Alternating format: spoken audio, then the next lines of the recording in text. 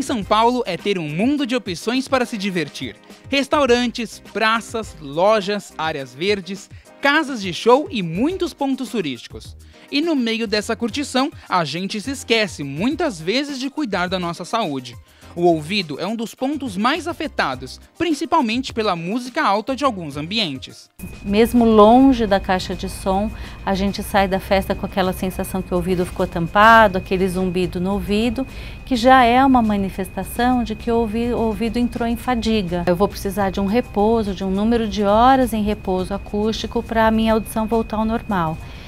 Se isso começa a acontecer várias vezes seguidas, um dia volta ao normal, outro dia volta ao normal, alguma outra vez pode já não voltar ao normal e a gente ficar com uma perda permanente da audição. Um dos públicos que frequenta bastante esse tipo de ambiente com música alta são os jovens, que ficam expostos ao som durante muitas horas. De acordo com o último censo do IBGE, divulgado em 2010, o Brasil soma cerca de 10 milhões de pessoas com algum tipo de deficiência, sendo 1 milhão de jovens com até 19 anos. Além das baladas, o fone de ouvido é outro fator que pode contribuir para a nossa perda de audição. Ele já se tornou parte do nosso vestuário, mas precisa ser usado com moderação. Atrapalha demais. Tem dia que eu sinto dor de cabeça, tem dia que eu tô com dor de cabeça, mas eu continuo ouvindo, no último volume.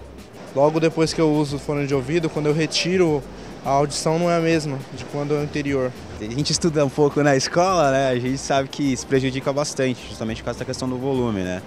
Acaba antecipando aquilo que viria com a velhice, que é a dificuldade, os problemas auditivos. A gente está cada vez mais com o uso do fone de ouvido, né, para ouvir música, ouvir, brincar, jogar. Cada vez mais a gente faz atividades usando o fone de ouvido.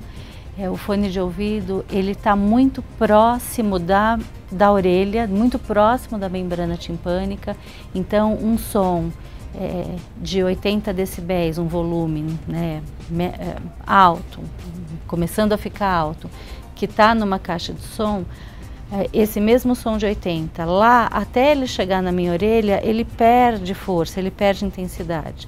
Quando eu estou ouvindo um som diretamente com o fone, o som ele não está perdendo energia nenhuma, ele está entrando quase que totalmente dentro do meu sistema auditivo. E aí eu preciso tomar muito cuidado com o volume disso que eu estou ouvindo e com a quantidade de tempo que eu estou exposta. Mas calma, não é preciso deixar de usar o fone de ouvido, basta seguir uma dica fácil de lembrar. A gente tem uma regrinha básica que assim, é nunca usar mais da metade do volume por mais do que metade, 60% do volume por mais do que mais ou menos 1 hora de exposição. Caso você já esteja sentindo alguma dificuldade de ouvir, procure uma unidade de saúde perto de sua casa. Curar uma doença se torna muito mais fácil se identificada precocemente. O SUS está aí para te ajudar a viver cada vez melhor.